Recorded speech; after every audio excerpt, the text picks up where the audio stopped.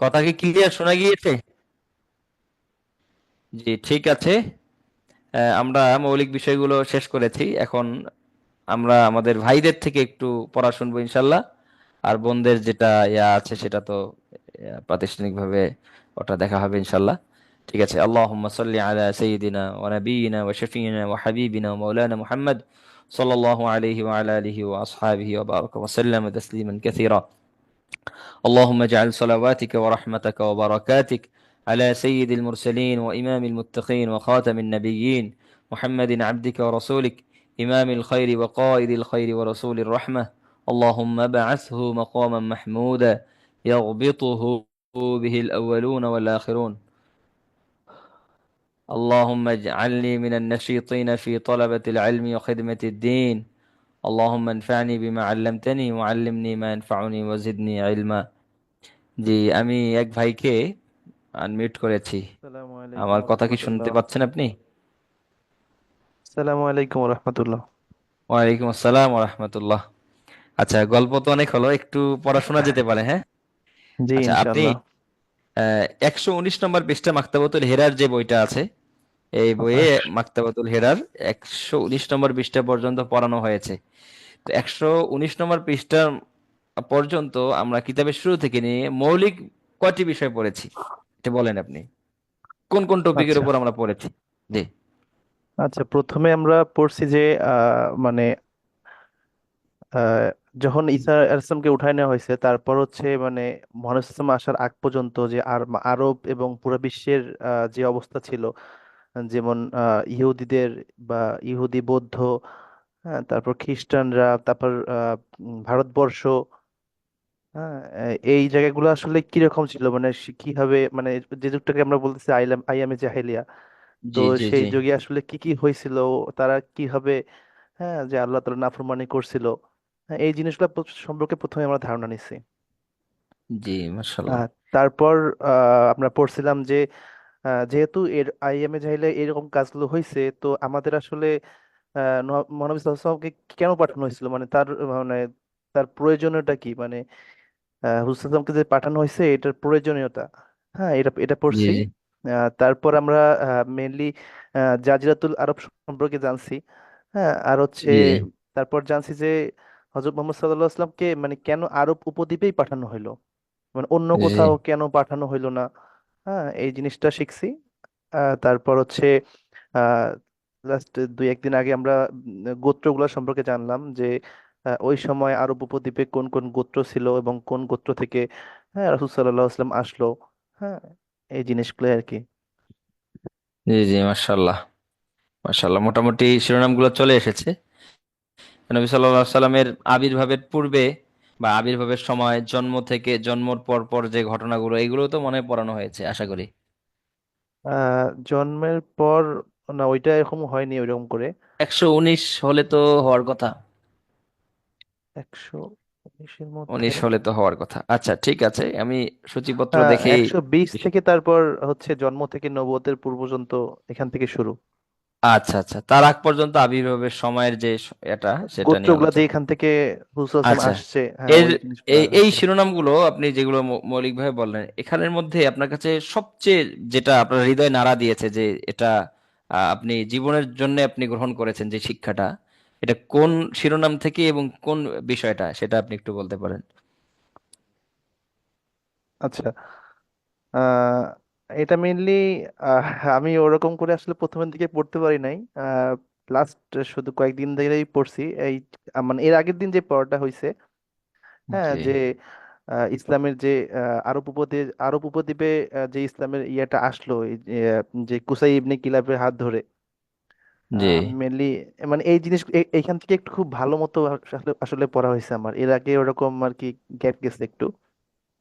আচ্ছা আচ্ছা, আপনি যা পড়েছেন এর মধ্যে আপনার কাছে আহ, আপনাকে নাড়িয়েছে, এরপরে বা আপনার কাছে মনে হয়েছে যে এটা আমার জীবনের এই ক্ষেত্রে কাজে লাগবে, সিরাতের এই অংশটা, এটা কোন অংশ?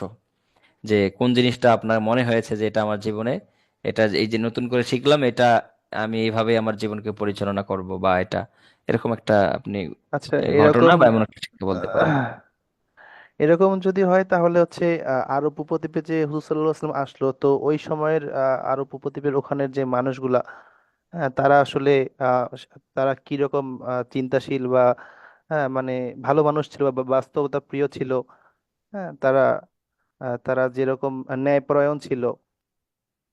তো এই জিনিসগুলাই আসলে মানে আরবের ওই সময়টার ওই লোকগুলার আসলে অবস্থাটা, এই জিনিসটাই আসলে আমার মানে নিজের মধ্যে মানে আনার ইচ্ছা আর কি, এটা আচ্ছা, কি কি পড়তে। অবস্থার মধ্যে কি কি নেয়ার মতো সেটা আচ্ছা, একটু বলেন। যেমন তাদের হৃদয় একদম স্বচ্ছ এবং নির্মল ছিল। হ্যাঁ, তারা একদম বাস্তবতা প্রিয় ছিল। তারা অন্যের সাথেও প্রতারণা করতো না, অথবা নিজেকেও প্রতারণার মধ্যে রাখতো না। তারা স্পষ্টভাষী ছিল। তারপর হচ্ছে উম, আহ, মানে তারা একদম দৃঢ় ইচ্ছা শক্তির অধিকারী ছিল। যদি কোন একটা জিনিস তাদের সামনে মানে সত্য এবং স্বচ্ছ সুন্দর হইতো, তাহলে এই জিনিসটাকে তারা মনে প্রাণে গ্রহণ করতো।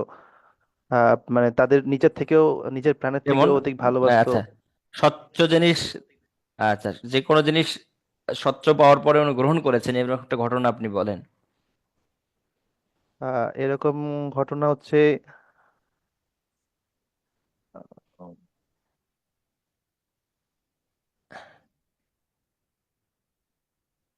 এই মুহূর্তে ঠিক মনে পড়তেছে না।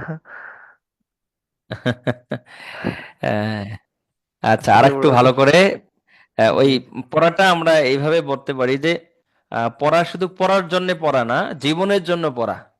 জি, সিরাতকে যেহেতু আমাদের জীবনের সঙ্গে মিলাতে হবে, অতএব জীবনের জন্য করে পড়া, প্রতিটা লাইনকে ওভাবে যদি আপনি পড়েন তাহলে আপনার জীবনে আত্মস্থ হয়ে যাবে যে এই জিনিসটা আমার ভালো লাগলো।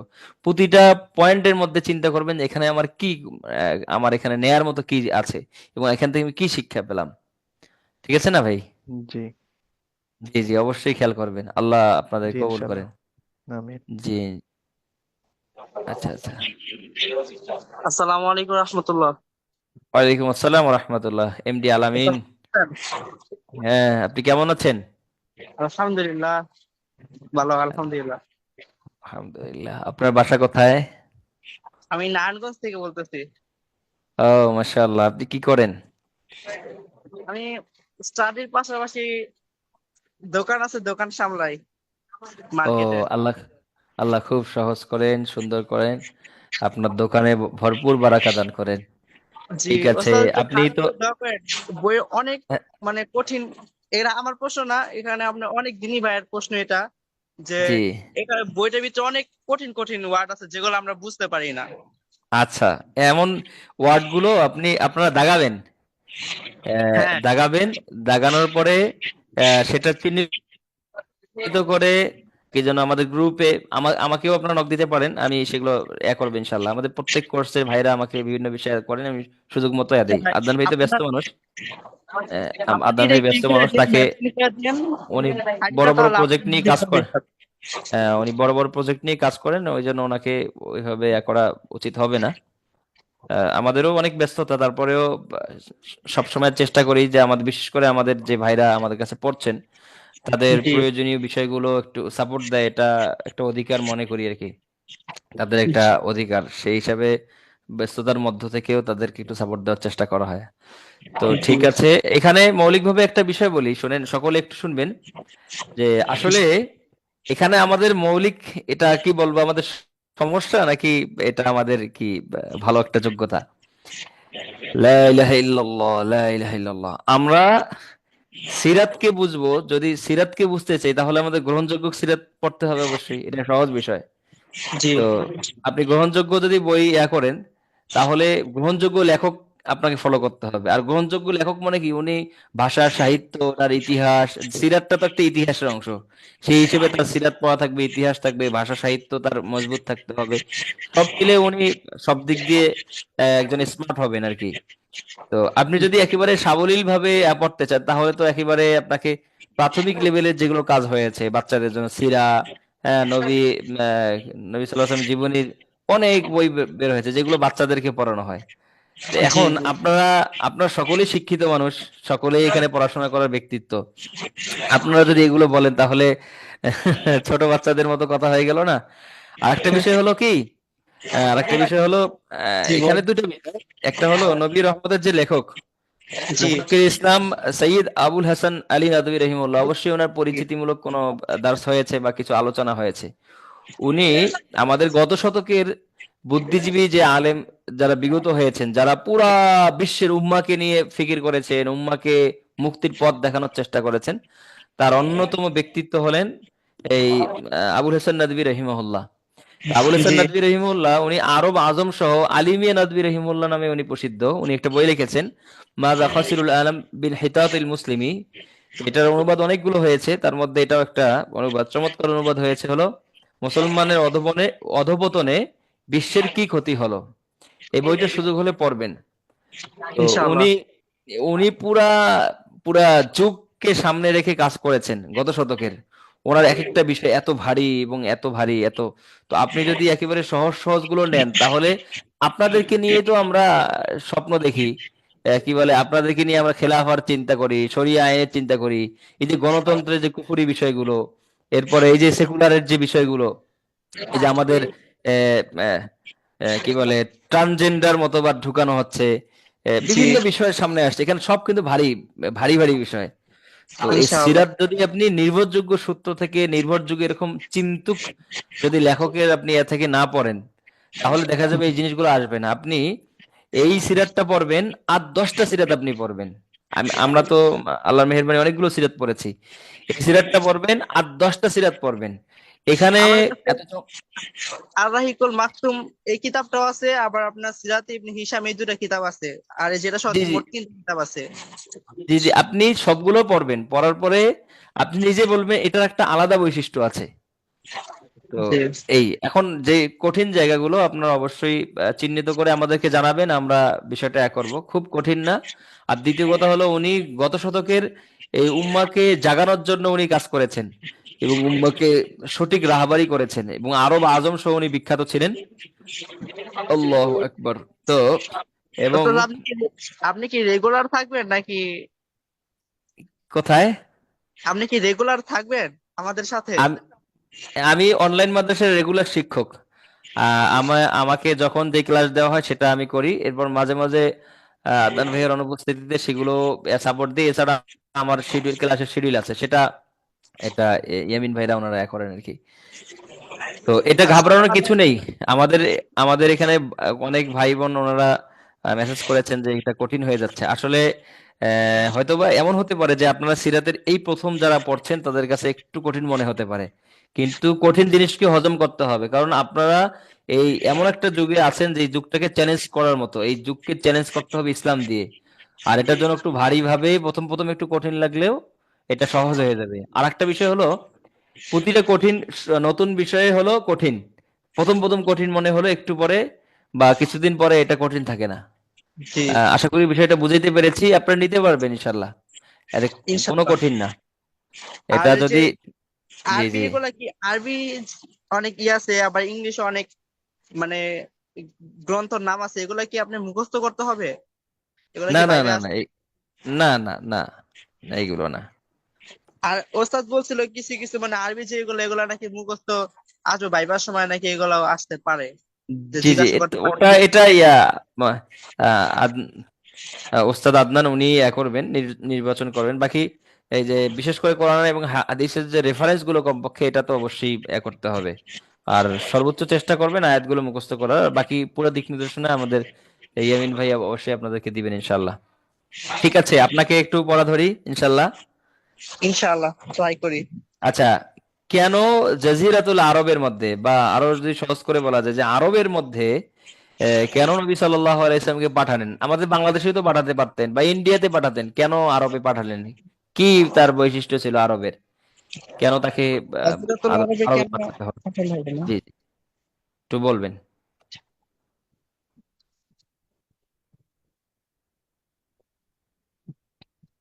জি, এটা আমি একটা মনে হয় না পারবো। পারবেন না? সুবহানাল্লাহ, এত সহজ একটা বিষয় যদি একবার পড়তেন তাহলে তো হতো। তাহলে আপনি আমি সহজ বিষয়গুলো তিনটা থেকে বই আপনি যদি একটা আয়াত মুখস্থের তিনটা বিষয়, বই একসাথে পড়ছি তো, এজন্য। এভাবে পড়তে হয় না, পড়বেন কিভাবে, প্রতিদিন যে ক্লাসটা হচ্ছে এটা একবার আগে পড়ে নিবেন, নিজে একবার পড়বেন, ক্লাসে আলোচনা হবে, এরপরে আরেকবার পয়েন্ট গুলো দাগাবেন। ওস্তাদ যেই জায়গায় ঠিক একটা মানে পরীক্ষার গুরুত্বপূর্ণ একটা জায়গা আপনাদেরকে বলে দেই, সেটা হলো ওস্তাদ যেই পয়েন্টটা নিয়ে আলোচনা করছেন, যেই শিরোনামে, এটাতে একটু একটু অন্যরকম করে দাগিয়ে রাখবেন। আর মেনলি যেই যেই বিষয়গুলোতে একটু উনি একটু টাচ করে যাচ্ছে সেটাকে নোট করে রাখবেন। তাহলে দেখবেন এগুলোর মধ্যে আসছে ইনশাল্লাহ। ঠিক আছে, আপনার কাছে পড়া এবং আত্মস্থ হওয়ার বিষয়ে যেগুলো আছে সেগুলো থেকে একটা কোনো একটা অংশ শোনাতে পারেন ইনশাল্লাহ। আমি আহ, আমার নার্ভাস লাগতেছে প্রচুর, বুঝছেন? নার্ভাস? সুবহানাল্লাহ। এখানে তো আমরাই তো এখানে, এখানে নার্ভাস লাগার কোনো কিছু নেই। ঠিক আছে, আপনি একটু পানি মানে খেয়ে আসতে পারেন, এর আর এক আগে ভাইকে এর আমি। আগে মানে ওস্তাদের সাথে এভাবে কথা বলা হয় নাই তো, এজন্য। ও আচ্ছা, আদনান ভাই আপনাদের সঙ্গে কথা বলেন না এইভাবে? বলেন, বাট আমি তো এট ফার্স্ট আপনার আমার এট ফার্স্ট আনমিট করা হয়েছে, এর আগে আমার আনমিট করা হয় নাই। আচ্ছা যাক, আপনি, আপনার ভাগ্য ভালো, আমার সঙ্গে আপনার দেখা হয়ে গেছে বা সাক্ষাৎ বা কথা হয়েছে। ঠিক আছে, ভয় করার কোনো কিছু নাই, আপনি পানি খেয়ে নেন। আরেক ভাইকে আহ আরেক আচ্ছা, ভাইকে আমি আনমিউট করি। আসসালামু আলাইকুম। ওয়ালাইকুম আসসালাম।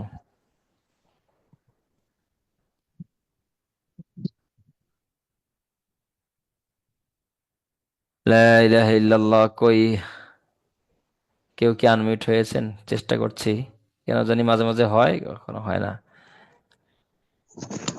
হ্যাঁ হয়েছে, মাশাআল্লাহ। রহমতুল্লাহ। আমাদের বোন কি আনমিউট হয়েছেন নাকি? আসসালামু আলাইকুম রহমতুল্লাহ। ওয়ালাইকুম আসসালাম। আহমদ, আপনি? হ্যাঁ। يا أخي أحمد أريد أن أسمع قراءتك. আমি আপনার পড়াটা শুনতে চাই। هل أنت مستعد للقراءة لإسماع القراءة يعني নবী রহমত, আপনি কি প্রস্তুত আছেন? ইনশাআল্লাহ। আচ্ছা, আচ্ছা বলেন, নবী সাল্লাল্লাহু আলাইহি সাল্লামকে কেন আরবে পাঠাতে হলো? কেন কেন আল্লাহ তাআলা আরবকে নির্বাচন করলেন? বিসমিল্লাহির রহমানির রহিম। মুহাম্মদ সাল্লাল্লাহু আলাইহি ওয়াসাল্লামকে মানে জাজিরাতুল আরবে পাঠানোর মানে আমি যেটা পড়ে বসে দুটো কারণ এখানে। মানে প্রথমত জাজিরাতুল আরবের বাসিন্দারা তাদের মানে আকীদার দিক দিয়ে তারা একদম স্পষ্ট ছিল, তারা স্পষ্টভাষী ছিল, তাদের বাস্তবমুখী ছিল, তারা এই সত্যকে যদি মেনে নিত তারা সত্যের জন্য জীবন দিতে পারতো। আর যদি বুঝতে জি না পারতো সেটার জন্য তারা মানে সত্যকে নিতে না পারলে তারা সেটার জন্য যুদ্ধ ঘোষণা করত। এবং আহ, তারা দানশীল ছিল, তারা তাদের প্রতি সত্যতা ছিল, আমানতদারিতা ছিল, এই জিনিসগুলো তাদের মধ্যে আগে থেকে ছিল। এই জি সত্যতার কারণে মানে সত্যকে নেওয়ার মতো ক্যাপাবিলিটি থাকার কারণে একদিকে মহানবী সাল্লাল্লাহু আলাইহি সাল্লামকে হয়তোবা পাঠানো হয়েছে। আরেকটি কারণ হলো যে জাজিরাতুল আরবে মক্কা মানে আল্লাহর ঘর কাবা, যেখানে ইব্রাহিম আলাইহিস সালাম এবং ইসমাইল আলাইহিস সালাম মিলে তৈরি করেছেন, এই কাবার মাধ্যমে এই আল্লাহ তাওহীদ এটি গোটা বিশ্বের মধ্যে প্রতিষ্ঠা হওয়ার জন্য মহানবী সাল্লাল্লাহু আলাইহি সাল্লামকে মানে জাজিরাতুল আরবে পাঠানো হয়েছে। মাশাআল্লাহ। তাহলে মোট কয়টা পয়েন্ট এখানে আপনি বললেন, একটু আবার শুধু পয়েন্টগুলো টাচ করেন।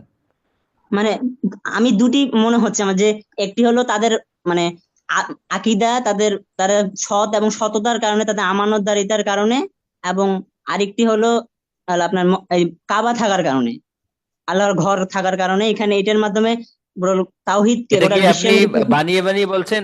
আচ্ছা, আপনি কি না, বানিয়ে না, বানিয়ে বলছেন নাকি না, বই না, থেকে বলছি যে বলছেন? বলে আছি। আচ্ছা আচ্ছা, মাশাআল্লাহ। ঠিক আছে, পয়েন্টগুলো ধরলেই হয়ে যায় আর কি। আরো অনেকগুলো আছে, আরো গুরুত্বপূর্ণ কিছু পয়েন্ট ছুটে গেছে, আমরা আর এর কাছে শোনার একটু চেষ্টা করছি। কাকে, আমি ভয়ে থাকি, কারণ এই আমি ভাইদেরকে আনমিউট করতে গিয়ে কখনো কোনো বোনদের সংখ্যাটা এরকম যে ভাই কি করতে গিয়ে উনি হয়তো একজন বের হয়ে যায়, এটাকে শর্ট হয়ে এসে বোনেরটা সামনে চলে আসে। আর আমার কেন জানি এটা আনমিউট করতে সময় লাগে, এক ক্লিকে হচ্ছে না কখনো কখনো। আসসালামু আলাইকুম রহমতুল্লাহ। ওয়ালাইকুম আসসালাম, মাশাআল্লাহ, চমৎকার হয়েছে। ভালো করে পড়বেন। শামীম দোয়া রাখেন। ওসমান হাফিজাহুল্লাহ, ইয়া আখি শামীম। আসসালামু আলাইকুম। ওয়ালাইকুম আসসালাম রহমতুল্লাহ। আইনা আন্ত? কোথায় আছেন আপনি এখন? আপনার জি, আমি ময়মনসিংহ থেকে বলছিলাম। মসজিদে ঢুকছেন?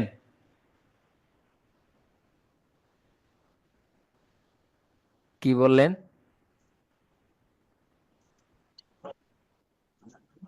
আচ্ছা, উনি নামাজে মনে হয় গিয়েছেন নাকি, না এখন 9:30 বাজে।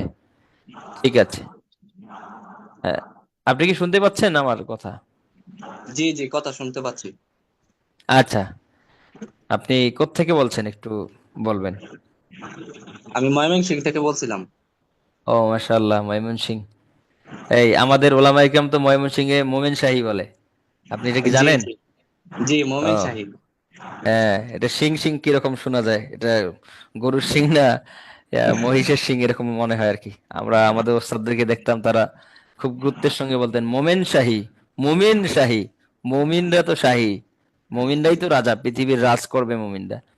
মুমিনদের গাফলতির কারণে, মুমিনদের না বুঝার কারণে, মুমিনদের আল্লাহর যে বিধিবিধান সেখান থেকে মুখ ফিরানোর কারণে এরকম কুফুরি মতবাদগুলো, কুফুরি এগুলো কাফেরদেরকে আমাদের উপর চাপিয়ে দেওয়া হয়েছে। মুমিনরা তো সারা পৃথিবী জয় করেছে, মুমিনরা সারা পৃথিবীকে আঙ্গুলের ইশারায় নাড়িয়েছে। আমরা তো সেই জাতি। আল্লাহ, ওমর রাদিয়াল্লাহু আনহু জামানায় তো আমাদের ইন্ডিয়ার একটা অংশ পর্যন্ত বিজিত হয়েছে।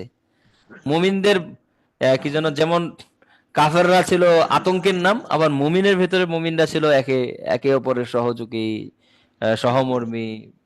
এটা তো কোরআনের মধ্যে আছে, মুহাম্মাদুর রাসূলুল্লাহ ওয়াল্লাযীনা মাআহু আশিদ্দাউ আলাল কুফফার। মুহাম্মাদুর রাসূলুল্লাহ, মুহাম্মদ সাল্লাল্লাহু আলাইহি ওয়াসাল্লাম, ওয়াল্লাযীনা মাআহু, এবং তার সঙ্গে যে রয়েছেন মানে সাহাবায়ে কিরাম, আশিদ্দাউ আলাল কুফার, শুধু কঠিন না, সবচেয়ে বেশি কঠিন। আশিদ্দাউ আলাল কুফার, অথচ আমরা কাফেরদের ব্যাপারে সবচেয়ে বেশি সহজ, মুমিনদের ব্যাপারে সবচেয়ে বেশি কঠিন। আমাদের নীতি উল্টে গেছে, এই জন্যই আমরা এরকম কঠিন পরিস্থিতির মধ্যে আছি। আল্লাহ তাআলা আমাদেরকে হেফাজত করেন, আমাদেরকে আবার সেই বাদশাহী দান করেন। হ্যাঁ, আমরা যেন পৃথিবী আবার আবার সেভাবে কোরআন সুন্নাহ অনুযায়ী, কোরআন শরিয়া অনুযায়ী পুরা পৃথিবী চলে আসে, সেই ফিকির সেই চিন্তা আমাদের করতে হবে, মোমেন শাহিদ লোক। ঠিক আছে না ভাই? আর এই পুরো প্রসেসটা আমার হবে সিরাতের আলোকে। আর সিরাতটাকে আমাদেরকে শিখতে হবে, সিরাতটাকে আত্মস্থ করতে হবে। হ্যাঁ, আপনি বলেন, আপনি কোন কোন বিষয়গুলো ভালো করে পড়েছেন? ওস্তাদ, এই পর্যন্ত, আছেন আপনি? জি। জি জি, এ পর্যন্ত যতটুকু পড়ানো হয়েছে তার পুরাটাই কভার করার চেষ্টা করেছি আসলে, কিন্তু তারপরে একটু গ্যাপ থেকে গেছে। সামনে আমার বোর্ড এক্সাম, তো এই জন্য অনার্স দ্বিতীয় বর্ষের পরীক্ষার্থী আমি। ও, আল্লাহ সহজ করেন, জি, সমস্যা নেই। আমি, তো আপনি কোনো একটা অংশ থেকে শুনান যেটা আপনি ভালো করে আত্মস্থ করেছেন। জি ইনশাল্লাহ।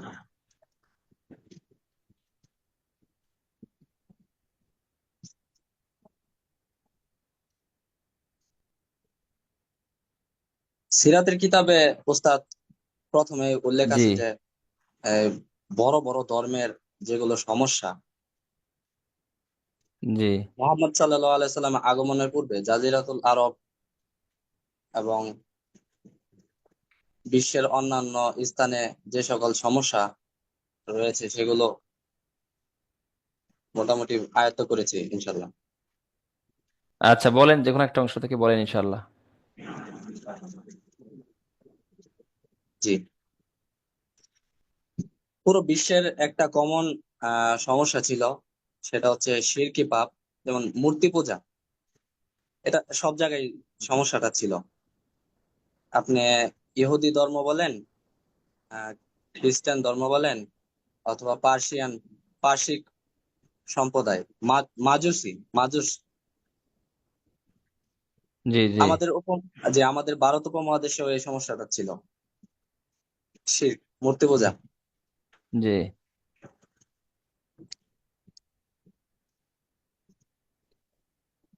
আচ্ছা, শেষ? আপনার পড়া শেষ, শোনানো?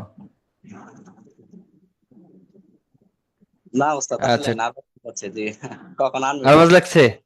আচ্ছা, সমস্যা নেই। আমি তো বললাম, আমি তো আমার এখানে নার্ভাস হওয়ার কিছু না। আমি ক্লাসে গল্প করি বেশি, এবং কখনো কখনো কারোর সঙ্গে ফানও করি। একেবারে সহজেই নিতে পারেন। আমরা একই সঙ্গে, আমাদের অনেক স্টুডেন্ট আছে একেবারে 70-80 বছরের। কেউ তো প্রফেসর আছেন, ডাক্তার আছেন। আমরা একেবারে কাঁধের সঙ্গে কাঁধ মিলিয়ে চলি এট ফার্স্ট টাইম তো এখানে। এই জন্য। আচ্ছা, হ্যাঁ, ঠিক আছে। আচ্ছা, ঠিক আছে। আমাদের আহ, অনেক শুনলাম, যতটুকু মনে হলো আসলে যেভাবে সিলেটটা পড়া উচিত সেভাবে পড়া হচ্ছে না। আমার যে দুই একজনকে ধরলাম তাতে মনে হলো নার্ভাস লাগবে, হাত পা কাঁপবে, ঠোঁট কাঁপবে, এটা ঠিক আছে আপন জায়গায়, কিন্তু পড়া বের হবে। এটা একটা এক্সাম্পল আমি এটাই দেই। এটাই সবচেয়ে বড় সমস্যা। আমি আমি একটু বলি। আমি সর্বপ্রথম যেদিন মসজিদে আহ, আজকে বক্তৃতা আমরা অনেক করছিলাম, সময় জুমার কথা বয়ান, বলতে পারি না, আমরা অনেক সময় বা কথা বলতে আমি পারি না। আচ্ছা, হ্যাঁ, বা আমি বলি। মাদ্রাসায় সর্বপ্রথম আমি যেদিন সবার সামনে দাঁড়িয়ে কথা বলছিলাম, কথাটা যে বক্তৃতা 5 মিনিটের ছিল সেটা ভালো করে মুখস্থ করেছি, বা ভালো করে আত্মস্থ করেছি। ভালো করে যখন আমি দাঁড়াইলাম, দাঁড়ানোর পর মনে হলো যে আমি মাটি থেকে মনে হয় শূন্যতে ভেসে আসমানের উপর চলে গেলাম। আমার কাছে সব এই পরিচিত মানুষগুলো, যাদের সঙ্গে কত দুষ্টামি করি, কত গল্প করি, কিন্তু এরা মনে হচ্ছিল যে এরা ভিন্ন কোনো গ্রহের মানুষ, আর আমি আসমানের উপরে চলে গেলাম। সব এই পরিবেশটা কেন জানি আমার কাছে মনে হচ্ছে অপরিচিত। আমার দেখলাম যে আমার আমার হাত কাঁপছে। এরপর একটু পর খেয়াল করলাম যে আমার পা কাঁপছে। সুবহানাল্লাহ, পা কোন কাঁপুনি! এটা ওই যে 100-র উপর জ্বর আসলে কিরকম করে কাঁপে, জি ওরকম একটা জি, আমার কাঁপুনি উঠলো। আমি হ্যাঁ তো মনে ফিলিংসটা করলাম এরকম। যে এবার মনে হয় মাটি ফেটে আসমান থেকে মানে পড়ে মাটি ফেটে আমি ভিতরে ঢুকে যাবো, এরকম আমার পরিস্থিতি হয়েছে। কিন্তু ওই যে ভালো করে আত্মস্থ করেছিলাম, আমি যে 5 মিনিট বক্তৃতা করলাম, অন্যরকম একটু করে একটা বক্তৃতা করলাম আর কি। সবাই একদম আহ, বক্তৃতা শেষে মারহাবা দিল। তো এটা কেন বললাম, যে অনেক সময় প্রথম প্রথম নার্ভাস লাগে, নার্ভাস লাগলে এটা স্বাভাবিক। কিন্তু আপনার পড়াটা আত্মস্থ হলে ওই কেঁপে কেঁপে কেঁপে কেঁপে বলা যাবে পয়েন্টগুলো। ঠিক আছে, সমস্যা নেই। তো জি জি, মৌলিকভাবে ওস্তাদ, আমাদের এরকমই। ক্লাসটা শেষের দিকে, আমরা অত বেশি পড়তে চাচ্ছি না, আপনাদের সঙ্গে আরেকটু গল্প করতে যাচ্ছি। এবং আমি দেখলাম যে এখানে মেসেজে আমাদের বোনরা ভাইয়েরা অনেকে অনেকগুলো প্রশ্ন করেছে, সেগুলো 10-15 মিনিট দেয়া যেতে পারে ইনশাল্লাহ। গুরুত্বপূর্ণ অনেকগুলো বিষয় আমার কাছে মনে হয়েছে। আহ, আপনাদের মন খুলে আপনারা প্রশ্ন করতে চান, ওস্তাদ, জানার জন্য শুনতে একটা চান। প্রশ্ন করতে পারি? জি জি জি, বলতে পারেন। আসলে ওস্তাদ, আমরা তো স্কুল কলেজে ভার্সিটিতে এই টাইপের পড়াশোনা করতেছি, কোরআন জি হাদিস থেকে তো এখন অনেক দূরে আছি, যেটা জি সত্যি বলতে লজ্জা করে। কিন্তু এখন চেষ্টা করতেছি আমাদের জায়গা থেকে। আমরা আরবি থেকে অনেক দূর, জি। যে তো ইংরেজিটা যে চর্চা করছি, যেভাবে প্র্যাকটিস করছি আমরা, অনেকে ইংরেজি ভালো না হলেও ইংরেজিতে বলতে পারবে, পারদর্শী আছে। অনেকে ভালো পারে, অনেকে মিডিয়াম পারে, অনেকে না পারলেও সে ইংরেজির সাথে পরিচিত। কিন্তু আমরা জি, আরবির সাথে পরিচিত না। এখন ওস্তাদ আমাদের কি এমন কোন নসিহত করতে পারবেন যেটা আমরা সহজে আসলে আরবিটা শিখতে পারি বা আয়ত্ত একটা করতে পারি? হলো আরবি আমি দুটা বলি, দুটা কথা। একটা হলো আরবি শিখা দ্বারা উদ্দেশ্য হতে পারে এক এক নম্বর যে আপনি কোরআনটা পড়তে চাচ্ছেন, আরবিটা হরফ চিনবেন, আরবি বানান করে কোরআন পড়বেন। আরেকটা হলো না, আমি মোটামুটি কোরআন পড়তে পারি, শুদ্ধ করে পড়তে পারি, এই স্তরটা আমার অতিক্রম হয়েছে।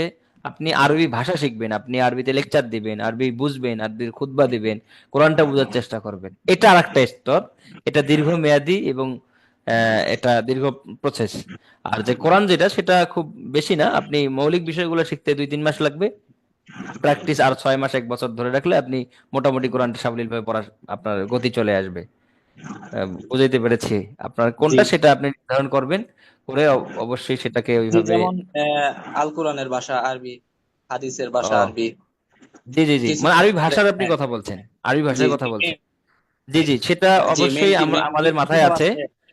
আমরা, আমি আলোচনার শুরুর দিকেই বলেছি, আমরা একটা একেবারে সবগুলো বিষয় নিয়ে আমরা গবেষণা করছি। চলমান গবেষণার অনেকগুলো আছে। তার মধ্যে এটা আমাদের পেন্ডিং এ বলা যেতে পারে। আদান ভাইয়ের সঙ্গে আমাদের আলোচনা হয়েছে, আমরা শুধু স্বতন্ত্র আরবি ভাষার উপর, আরবি ভাষা শিক্ষার উপর আমরা স্বতন্ত্র একটা কোর্স নিয়ে আসব, শুধু আরবি ভাষা। এটা সময় লাগবে, যেহেতু কিতাবগুলো অনেক ভারী ভারী মাদ্রাসা স্টুডেন্টদের জন্য, করা হয়েছে সেগুলোকে কনভার্ট করে আপনাদের উপযোগী করে সহজভাবে উপস্থাপন, আমি একটা প্ল্যান আপনাদের ওস্তাদের সাথে আমি করেছি, শেয়ার করেছি। উনি খুব খুশি হয়েছেন। উনি বলেছেন যে দ্রুত এটা করেন, আমি সর্বপ্রথম আপনার ছাত্র হব, এইভাবে বলেছেন। আমার তো অনেক ভালো লেগেছে। এবং ওই ওই প্ল্যান অনুযায়ী কাজ করতে হলে আমার সহযোগী 2-3 জন লাগবেন। আমি প্ল্যান দিব, ওনারা শুধু আরবি টাইপ যারা ভালো পারে দামাদাম টাইপ করে দিবেন আর কি, মানে দ্রুত কাজ করে দিবেন। এভাবে যদি হয় তাহলে 1 বছরের মধ্যে এই সিলেবাসটাকে দাঁড় করানো যাবে, এবং যেটা যুগোপযোগী একটা সিলেবাস হবে আরবি শেখার জন্য। প্ল্যানটা আমি তৈরি করেছি। তো এরকম 2-1 জন সহযোগী আমার প্রয়োজন খুবই। আমি শুধু প্ল্যান দেবো, দেখা যায় আমি এই অনলাইন অফলাইন মাদ্রাসা, এরপর আরো বিভিন্ন দিনী কাজের সঙ্গে জড়িত হওয়ার কারণে আমি বাড়তি যে একটা সময় করবো, টাইপ আমার ফাস্ট না, আমি অল্প অল্প করে টাইপ করি। তো এটা আর কি, সমস্যা নেই, জি হয়ে যাবে, দোয়া করেন। আচ্ছা জি। ঠিক আছে, আপনি মিউট হয়ে যান। উস্তাদ, আমি একজন আলেমের সাথে পরামর্শ করছিলাম। উনি আমাকে জি পরামর্শ দিচ্ছে যে এসো আরবি শিখে একটা কিতাব আছে, এটা। আচ্ছা, জি হ্যাঁ, আমি বলি, এসো উস্তাদের আরবি কাছে। শিখি। এসো আরবি শিখি একটু বলি। বাংলাদেশে না, উপমহাদেশে আর একটু যদি করে বলি, আমার গবেষণা অনুযায়ী, আমি জামিয়াতুল আজহারের যে সিলেবাস তালিমুল লুগাতিল আরাবিয়্যা বিগাইরি নাতিকিনা বিহা, আল্লাহর মেহেরবানি আমরা আরবি ভাষা আমাদের মোটামুটি দক্ষতা আছে, আমরা আরবিতে অনর্গল কথা বলতে পারি, আরবিটা আমাদের কাছে অনেক সহজ, ইজি একটা ভাষা। তো তালিমুল লুগাতিল আরাবিয়্যা বিগাইরি নাতিকিনা বিহা, অনরবদের আরবি শেখানোর জন্য সারা পৃথিবীতে যত কাজ হয়েছে, আমার গবেষণা আমি বলছি, কারো গবেষণা জি না, এটা আমার ব্যক্তিগত গবেষণা। আমি জামিয়াতুল আজহারের যে সিলেবাস রয়েছে, মদিনা ভার্সিটির যে সিলেবাস রয়েছে, এবং উপমহাদেশে যারা কাজ করেছেন এই সবগুলো বিশ্লেষণ করেছি। বিশ্লেষণ করে আমার কাছে মনে হয়েছে আর অনরবদের আরবি শেখার জন্য পৃথিবীতে আত-তরিকুল আরাবিয়া, যেটা আপনি বললেন এসো আরবি শিখি, এটার উপর পৃথিবীতে কোনো কিতাবে নেই। তো আচ্ছা। এটা একটা বিষয়, হ্যাঁ এটা একটা বিষয়। কিন্তু এই বইটা পড়ার জন্য যে স্টাইলে পড়ার দরকার, এই বইয়ের যেভাবে পড়ার দরকার, এটা একটা দিক নির্দেশনা। আমরা এই বইটা থেকে আরবি শিখেছি, এবং এই বইটা চমৎকার করে পড়াতে হয়। এটার জন্য যে সময় দেয়া, এটার জন্য যে মেহনত, সেই মেহনতের আপনি সময় দিতে পারবেন না, আপনার সেই সময় নেই। বুঝতে পেরেছেন?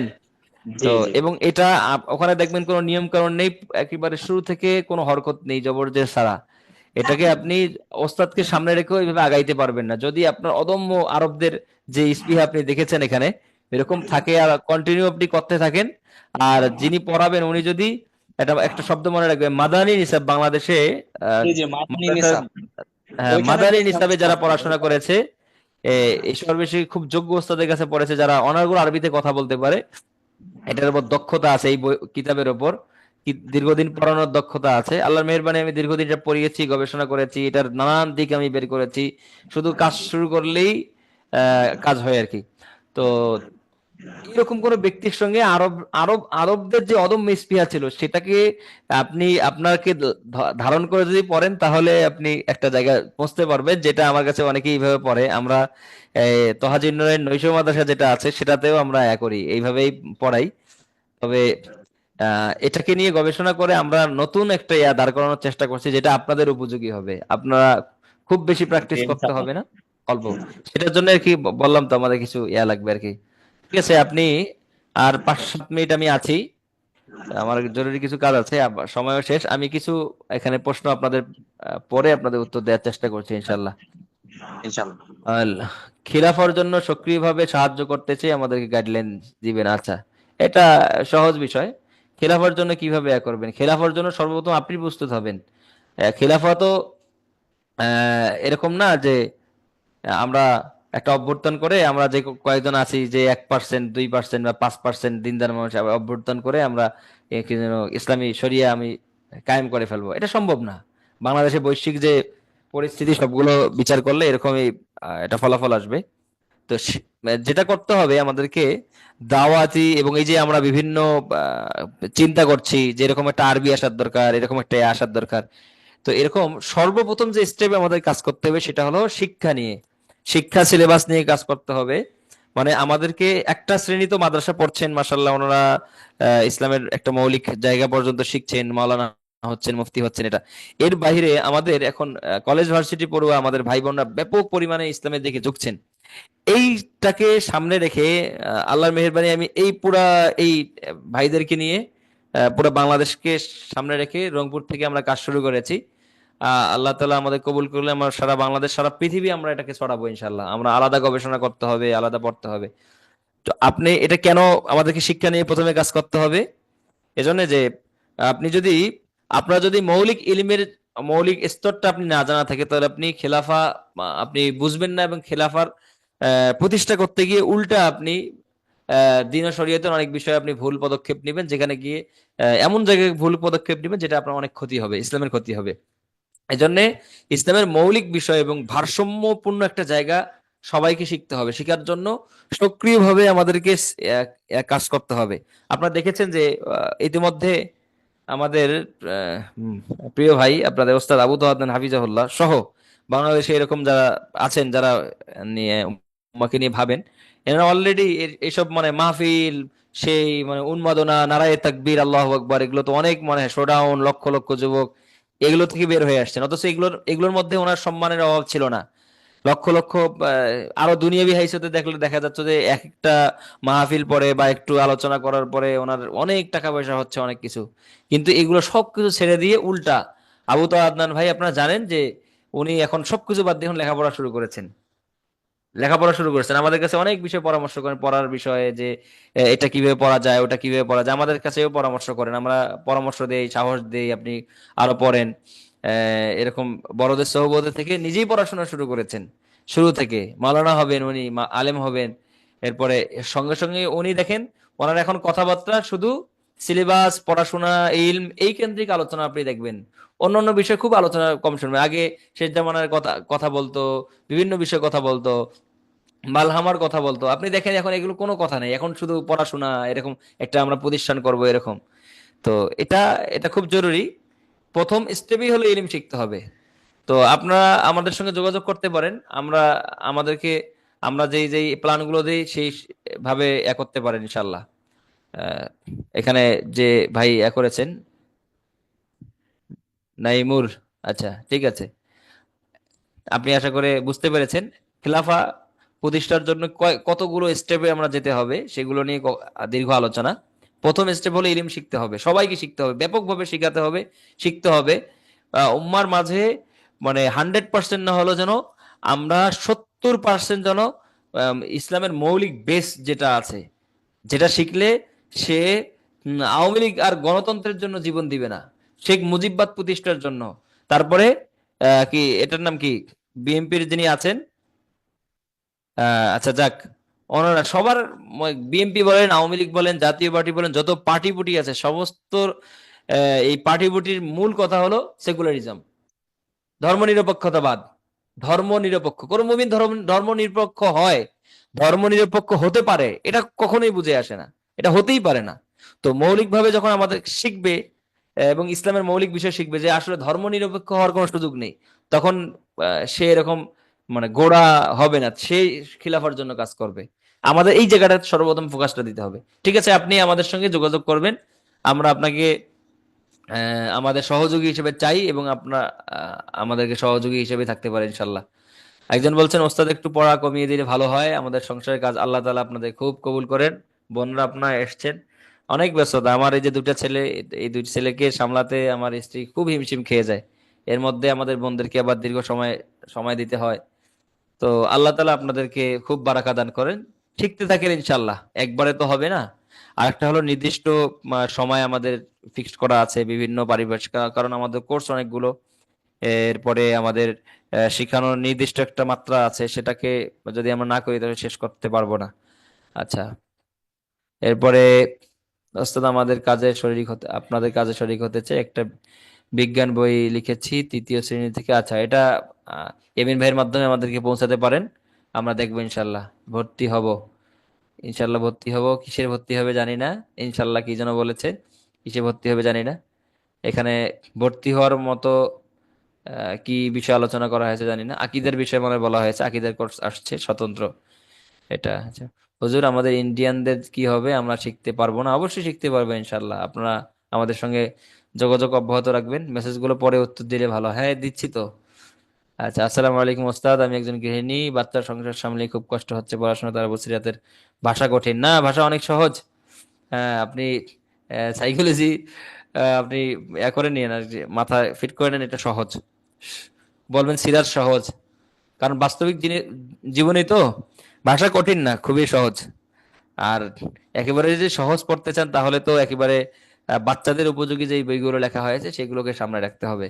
না, এখানে এই বইটা এই জন্য রাখা হয়েছে, এখানে এমন কিছু বৈশিষ্ট্য আছে, আপনি যা দুই চারটা আহ সিরাতের বই পড়েন তাহলে আপনি বুঝতে পারবেন যে এই বই বিষয়গুলো অন্য এতে আলোচনা করা হয়নি। আচ্ছা, আর কঠিন বিষয়ও হজম করা শিখতে হবে, কারণ আপনাদেরকে নিয়ে তো আমরা স্বপ্ন দেখি এই উম্মার আমরা পরিবর্তন করবো ইনশাল্লাহ, সেটা তো মূল পড়ানো হয়েছে কিন্তু। আচ্ছা, ঠিক আছে। মেবি শিল্প সাহিত্য সামরিক, জি, ঠিক আছে। ভাষা না বুঝলে জিজ্ঞেস করেন, ঠিক আছে, সমস্যা নাই, না বুঝলে আমরা আছি। অনেক কিছুই বোঝা যায় না, পড়লেও মনে থাকে না, এত এত হার্ড না, অনেক সহজ, কে বলে হার্ড? অনেক সহজ, আপনারা ঘাবড়াবেন না। ওস্তাদ শব্দের জন্য বুঝতে পারছি না কিসের শব্দ হচ্ছে জানি না, আমি তো ক্লিয়ার শুনতে পাচ্ছি। একটু আগে আমার ছেলেটা জ্বালাচ্ছিল, তাও পাশের রুমে। ওস্তাদ আজকে আর পড়া না দিলে ভালো হয়। হ্যাঁ, পড়া তো দিলাম না, গল্পই করলাম। হাফিজাহুল্লাহ মানে কি? হাফিজাহুল্লাহ, আল্লাহ তাকে হেফাজত করেন, এটা অর্থ। আল্লাহ তাকে, তার হেফাজত করুন। ও, এখানে তো দেখি উত্তর দিয়েছেন। হাফিজাহুল্লাহর পূর্ণ হলো হাফিজাহুল্লাহ, অর্থ আল্লাহ তাকে, মাশাআল্লাহ। সঠিক উত্তর দিয়েছেন স্যার। যাকে আপনারা প্রশ্ন করেন, আপনারা উত্তর দেন দেখি, মাশাআল্লাহ। বইটা সহজ হবে, আমরা সেই অনুবাদ পড়ছি, এটা কঠিন। আশা, যাক, আপনারা দেখি এখানে পারস্পরিক কথাও বলেন। আর রাহিকুল মাখতুম হলে ভালো হয়। আর রাহিকুল মাখতুম দীর্ঘদিন চলেছে, এখন এটাকে সামনে রেখে পড়ানো হচ্ছে, অবশ্যই বিশেষ কোনো এটার দিক রয়েছে। ভাষা কঠিন ভাবে লিখছে,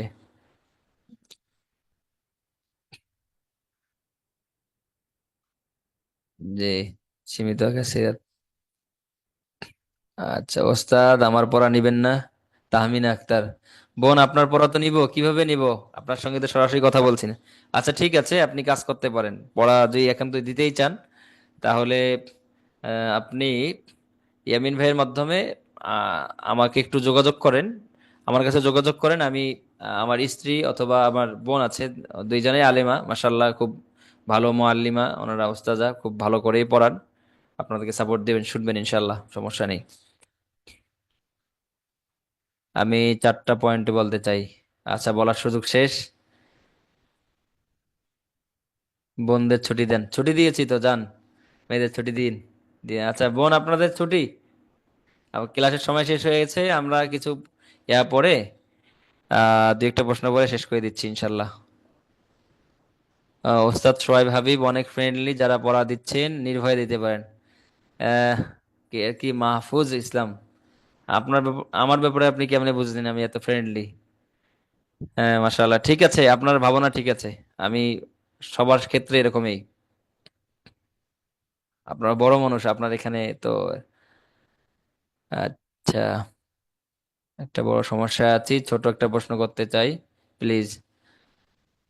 অজু বাদে মোবাইলে কোরআন অ্যাপ থেকে পড়া, না, মোবাইলে অ্যাপ থেকে পড়া যাবে, সমস্যা নেই, কিন্তু টাচ করা যাবে না অজু ছাড়া। আর আপনি যখন পড়ছেন তো অবশ্যই তো সওয়াব হবে, কোনো সমস্যা নেই। অনেকেই প্রশ্ন করছেন, অনেক প্রশ্ন জমে গেছে, সবগুলো পড়ার সুযোগ হচ্ছে না, মাফ করবেন, আর দু একটা পরে আমরা শেষ করে দিচ্ছি। যে সময় 35-এ শুরু করেছিলাম, 36 হয়ে গেছে। আল্লাহ, মাদ্রাসা পড়ান, দুটো পড়তে পারবেন?